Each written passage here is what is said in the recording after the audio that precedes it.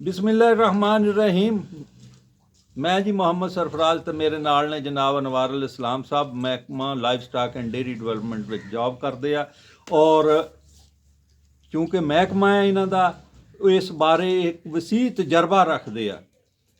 इन्हों के नाल कुछ गल्लां करते। अनवार साहब अस्सलाम वालेकुम जी। वालेकुम अस्सलाम वरहमतुल्लाहि वबरकातुहू। अनवार साहब डंगर पटाका मार जाता, वो पटाका क्यों मारदा ते ਉਹਦੇ ਲਈ ਕੀ ਕਰੀਏ? ਉਹਦੇ ਵਿੱਚ ਇਹ ਮਸਲਾ ਬਣ ਜਾਂਦਾ ਵੀ ਜਾਨਵਰ ਨੂੰ ਆਕਸੀਜਨ ਦੀ ਕਮੀ ਦੀ ਵਜ੍ਹਾ ਤੋਂ ਉਹ ਸੈੱਲ ਵਗੈਰਾ ਨੂੰ ਆਕਸੀਜਨ ਦੀ ਕਮੀ ਹੋ ਜਾਂਦੀ ਹੈ। ਕਮੀ ਹੋ ਜਾਂਦੀ। ਅੱਛਾ ਜੀ। ਉਹ ਇਸ ਤੋਂ ਇਲਾਵਾ ਬੈਕਟੀਰੀਅਲ ਦਾ ਅਟੈਕ ਹੁੰਦਾ ਅੱਛਾ ਜੀ। ਜਿਹਦੀ ਵਜ੍ਹਾ ਤੋਂ ਜਾਨਵਰ ਪਟਾਕਾ ਮਾਰ ਜਾਂਦਾ। ਅੱਛਾ ਜੀ। ਤੇ ਪਟਾਕੇ ਦਾ ਮੇਨ ਇਹ ਹੁੰਦਾ ਵੀ ਉਹ ਜਾਨਵਰ ਦੋਨਾਂ ਲੱਤਾਂ ਦੇ ਦਰਮਿਆਨ ਦੇ ਵਿੱਚੋਂ ਹਵਾਨੇ ਤੋਂ ਥੋੜਾ ਜਿਹਾ ਉੱਤੇ ਜੀ ਉਹ ਪਟਾਕਾ ਮਾਰ ਜਾਂਦਾ, ਜਿਹਦੀ ਵਜ੍ਹਾ ਤੋਂ ਉਹ ਫਿਰ ਬੈਕਟੀਰੀਆ ਨਾਲ ਜਦੋਂ ਗਰੋਥ ਕਰਦੇ ਆ ਉੱਥੇ ਯਕਦਮ ਹਾਂਜੀ ਤੋਂ ਪਟਾਕਾ ਮਾਰ ਜਾਂਦਾ ਜਾਨਵਰ। ਜੀ ਉਹ ਫਿਰ ਮਾਸ ਉਹਦੀ ਜਿਲਦ ਨਾਲ ਪਾੜ ਜਾਂਦੀ, ਜੀ ਜਿਹਦੀ ਵਜ੍ਹਾ ਤੋਂ ਇਹ ਮਸਲਾ ਬਣਦਾ। ਜੀ ਉਹ ਇਹਦਾ ਮੇਨ ਹੈ ਜਿਹੜਾ ਟ੍ਰੀਟਮੈਂਟ ਇਹ ਆ ਵੀ ਤੁਸੀਂ ਉਹ ਜਿਹੜੇ ਅਗਰ ਪਟਾਕਾ ਮਾਰ ਗਿਆ ਜਾਨਵਰ ਤੇ ਉਹਦਾ ਫੌਰੀ ਤੌਰ ਤੇ ਤੁਸੀਂ ਜਿਹੜੀ ਉਹਦੀ ਖਲੜੀ ਦੀ ਦੂਸਰੀ ਹਿੱਸਾ ਵਾ ਜਿਹੜਾ ਲਟਕਦਾ ਪਿਆ ਵਾ ਉਹ ਤੁਸੀਂ ਕਿਸੇ ਬਲੇਡ ਦੇ ਨਾਲ ਆਰਟਰੀ ਲੈ ਲਓ ਜਾਂ ਕਿਸੇ ਚੀਜ਼ ਨਾਲ ਉਹਨੂੰ ਕੱਟ ਦਿਓ। ਤੇਜ਼ ਧਾਰ ਆ ਰਹੇ ਹਾਂਜੀ। ਤੇਜ਼ ਧਾਰ ਵਾਲੇ ਨਾਲ, ਕਿਉਂਕਿ ਉਹ ਫਿਰ ਜਦੋਂ ਉਹ ਜ਼ਖਮ ਸੈੱਲ ਵਗੈਰਾ ਜਿਹੜੇ ਗਰੋਥ ਹੋਣ ਲੱਗਿਆ ਜਾਂ ਉਹਨੂੰ ਆਪਸ ਦੇ ਵਿੱਚ ਮਿਲਣ ਲੱਗਿਆ ਬੜਾ ਚਿਰ ਲੱਗ ਜਾਂਦਾ।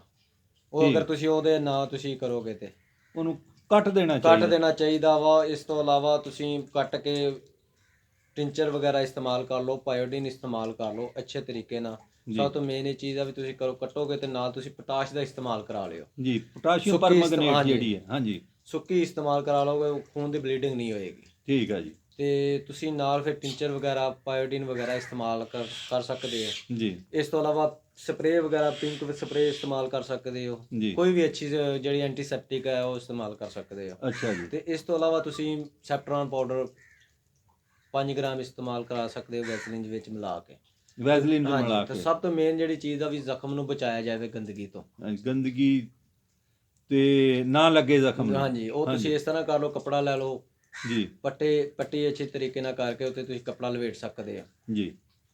ਤੇ ਅੱਲਾ ਕਰੇ ਇਨਸ਼ਾਅੱਲਾ ਤਾਲਾ ਨਾਲ ਤੁਸੀਂ ਇੰਜੈਕਸ਼ਨ ਇਸਤੇਮਾਲ ਕਰ ਸਕਦੇ ਹੋ ਪੈਨਸਲਿਨ ਸਾਲਟ ਦੇ। ਹਾਂਜੀ। 5 ਗ੍ਰਾਮ ਇਸਤੇਮਾਲ ਕਰ ਲਓ, ਅਮੋਕਸਲ ਐਲਏ ਕਰ ਲਓ, ਜਿਹੜਾ ਵੀ ਇਸਤੇਮਾਲ ਕਰ ਲਓ ਪੈਨਸਲਿਨ ਦੇ ਵਿੱਚ ਅੱਛਾ ਰਿਜ਼ਲਟ ਮਿਲ ਜਾਏਗਾ ਜੀ।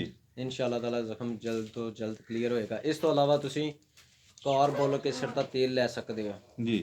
ਉਹ ਤੁਸੀਂ ਸਰੋਂ ਦੇ ਤੇਲ ਦੇ ਵਿੱਚ ਇਸਤੇਮਾਲ ਕਰ ਕਾਰਬੋਲਿਕ ਐਸਿਡ ਸਰੋਂ ਦੇ ਤੇਲ ਚ ਰਲਾ ਕੇ। ਹਾਂਜੀ। ਉਹਦੀ ਰੇਸ਼ੋ ਕੀ ਹੋਏਗੀ ਨਿਸਬਤ ਤਨਾਸਬ? ਤਕਰੀਬਨ 150 ਗ੍ਰਾਮ ਹੋ ਜਾਵੇ ਕਾਰਬੋਲਿਕ ਐਸਿਡ ਹਾਂਜੀ ਤੇ ਤਕਰੀਬਨ ਕੋਈ ਅੱਧ ਪਾ ਹੋ ਜਾਵੇ ਸਰੋਂ ਦਾ ਤੇਲ। ਪਾ ਕਾਰਬੋਲਿਕ ਐਸਿਡ ਨਹੀਂ ਜੀ, ਸ਼ਟਾਂਗ ਇੱਕ ਹੋਈ ਕਾਰਬੋਲਿਕ ਛਟਾਂਗ ਕਾਰਬੋਲਿਕ ਐਸਿਡ ਤੇ ਅੱਧ ਪਾ ਹਾਂਜੀ ਸਰੋਂ ਦਾ ਤੇਲ। ਉਹਨਾਂ ਨੂੰ ਮਿਲਾ ਕੇ ਤੇ ਉੱਤੇ ਲਾਦੇ ਰਹੀਏ। ਹਾਂਜੀ, ਲਾਉਂਦੇ ਰਹੋਗੇ ਤੇ ਅੱਲਾ ਕਰੇ ਬਿਹਤਰ ਹੋ ਜਾਏਗਾ ਇਨਸ਼ਾਅੱਲਾ ਜੀ। ਤਾਲਾ। ਠੀਕ ਹੋ ਗਿਆ ਡਾਕਟਰ ਸਾਹਿਬ। ਹਾਂਜੀ, ਕਲੀਅਰ ਹੋ ਜਾਏਗਾ ਜੀ। ਬਹੁਤ ਬਹੁਤ ਸ਼ੁਕਰੀਆ ਜੀ। ਜਜ਼ਾਕੱਲਾ। ਮਾਲਕ ਤੁਹਾਨੂੰ ਸਲਾਮਤ ਰੱਖੇ। ਹੱਸਦੇ ਰਹੋ ਤੇ ਵਸਦੇ ਰਹੋ, ਸ਼ਾਦ ਰਹੋ ਤੇ ਆਬਾਦ ਰਹੋ। ਪਾਕਿਸਤਾਨ ਜ਼ਿੰਦਾਬਾਦ।